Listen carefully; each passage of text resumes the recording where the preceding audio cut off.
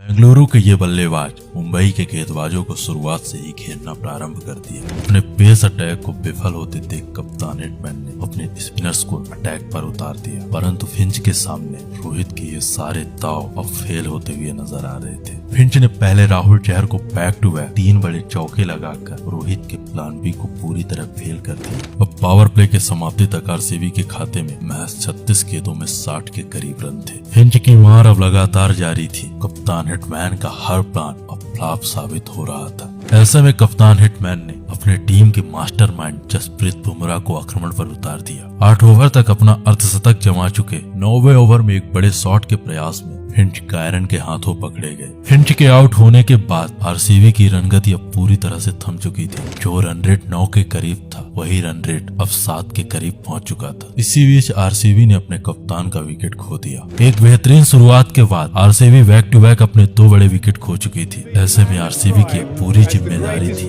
Mister Elliott David de Villiers के कंधों में। 15 ओवर का खेल खत्म हो चुका था। आरसीबी के खाते में 123 रन थे। ऐसे में आरसीबी को उम्मीद थी एक महाविस्फोटक फिनिश की। एवी ने पारी के 16वें ओवर में कायरन पोलार्ड को निशाना बनाया और आरसीबी के इन दोनों बल्लेबाजों ने मिलकर के कायरन पोलार्ड को इस ओवर में 13 रन पीट दिए। कायरन के पिटाई के बाद हिटमैन ने death over specialist Jasprit Bumrah को आक्रमण में एक बार फिर से उतारा। एवी ने बुमराह का स्वागत इस चौके के साथ किया, फिर बैक टू बैक 2 बड़े छक्के लगाए और बुमराह के इस ओवर में 18 रन पीट दिए। मुंबई का हर गेंदबाज बेंगलुरु के लिए अब रन मशीन बन चुका था। 18वें ओवर में ट्रेंट बोल्ट ने देवदत्त पट्टिकल को 54 के स्कोर में चलता किया, परंतु एवी ने ट्रेंट बोल्ट का भी बोल्ट इस छक्के के साथ खोल दिया। पारी के 19वें ओवर में एक बार फिर से जसप्रीत बुमराह एवी के सामने थे और उनका वही हाल हुआ जो उनके पिछले ओवर में हुआ। जसप्रीत ने एक बार फिर से इस ओवर में 17 रन लुटा दिए। इसी बीच आखिरी ओवर में शिवम दुबे ने भी अपना दम दिखाया और जेम्स पैटिंसन को बैक टू बैक 3 छक्के लगाकर आरसीबी के स्कोर को 200 के पार पहुंचा दिया। एवी और शिवम के विस्फोटक फिनिश की बदौलत लड़खड़ा रही बेंगलुरु 200 के पार पहुंच चुकी थी। महज 24 गेंदों में 4 चौके और 4 छक्के लगाकर 55 रन बनाए।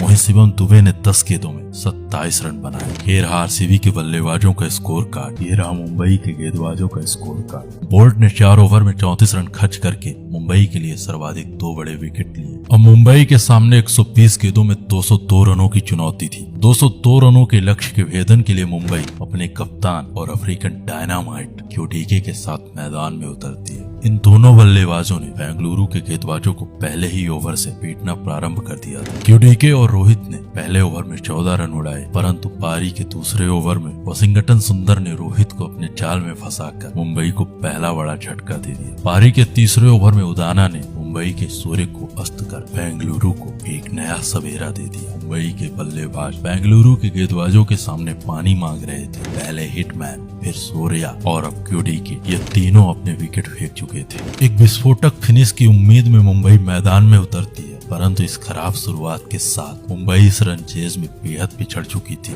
Required run rate current run rate से अब दुगना हो चुका था। ऐसे हालात में मुंबई के 2 युवा बल्लेबाज मुंबई के लिए मैदान में थे। इन दोनों बल्लेबाजों ने पहले मुंबई के स्कोर को 10 ओवर में 60 के पार पहुंचाया। ऐसे में मुंबई को जरूरत थी अगले 60 गेंदों में 139 रनों की। पारी के 11वें ओवर में ईशान ने नवदीप सैनी का स्वागत इस छक्के के साथ किया। इस बड़े प्रहार के चलते नवदीप सैनी के इस ओवर में मुंबई के लिए 14 रन आए। मुंबई थोड़ी बहुत बढ़त की ओर बढ़ ही रही थी कि रास्ते में चंपा ने जंप करके हार्दिक को अपने जाल में फंसा लिया। बेंगलुरु का आक्रमण मुंबई पर जारी था। मुंबई बैक टू बैक अपने विकेट खो रही थी। उधर रिक्वायर्ड रन रेट हदें पार कर रहा था। हार्दिक के बाद अब मुंबई के लिए मैदान में था मुंबई का महाराज, मुंबई का महानायक, the master Kieron Pollard. Kieron ने युवा ईशान के साथ मिलकर पहले पारी फिर रिक्वायर्ड रन रेट को संभालने का प्रयास किया। जो रिक्वायर्ड रन रेट पहले 17 के पार पहुंच चुका था, कायरन उसी रिक्वायर्ड रन रेट को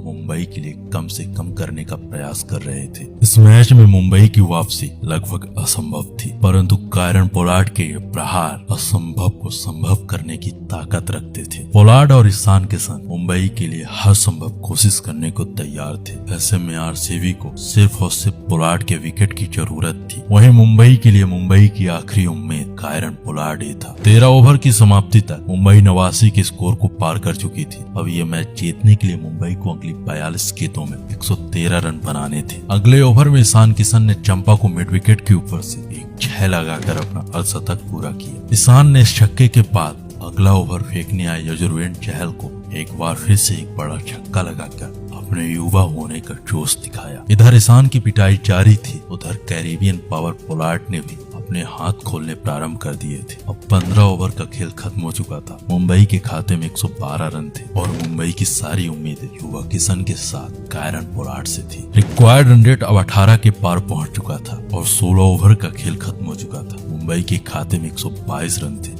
ऐसे में 17वां ओवर फेंकने आए चंपा को कायरन ने चौके के साथ चंपा का स्वागत किया। फिर अगली 2 गेंदों में 2 बड़े छक्के लगाकर चंपा के इस ओवर में 27 रन लूट लिए। कायरन का विस्फोट विस्फोटक अंदाज में जारी था। चंपा की चंपागिरी कायरन के सामने एक भी ना चली। कायरन चंपा को अपना शिकार बना चुके थे। चंपा की जबरदस्त पिटाई के बाद कायरन का अगला शिकार था चतुर चालाक चहल। कायरन ने इस छक्के के साथ चतुर चालाक चहल का स्वागत किया और इस छक्के के साथ चहल के चतुराई का आनंद उठाया। कायरन ने बैक टू बैक पिछले 2 ओवर में 49 रन लूट लिए। कायरन का बल्ला मुंबई की आखिरी उम्मीद नहीं बल्कि बेंगलुरु के लिए बेंगलुरु का महाकाल बन चुका था। एक असंभव से दिख रहे लक्ष्य को कायरन ने पूरी तरह पलट कर रख दिया। अब यह मैच जीतने के लिए मुंबई को अगली 12 गेंदों में 31 रनों की जरूरत थी। नवदीप के अगले ओवर में मुंबई महज 12 रन बना पाती है। ऐसे में इस लक्ष्य को चेज करने के लिए आखिरी 6 गेंदों में अब जरूरत थी 19 रनों की। इसरो उदाना के शुरुआती 2 गेंदों में 2 रन, फिर अगली 2 गेंदों पर ईशान किशन ने बैक टू बैक 2 छक्के लगाए और बेंगलुरु की ओर बढ़ रहा ये मैच अब पूरी तरह मुंबई की ओर आ चुका था। परंतु इसरो ने इस बॉल के साथ आरसीबी का पलटवार जारी रखा। ईशान किशन अब 99 पर आउट हो चुके थे। ईशान किशन की इस विस्फोटक पारी ने सबका दिल जीत लिया था। अब इंडियंस को जरूरत थी आखिरी बॉल पर 5 रनों की। आखिरी बॉल पर एक छक्के की उम्मीद कर रहे मुंबई के प्रशंसक मैच 4 रन पाते हैं। कायरन ने चौके के साथ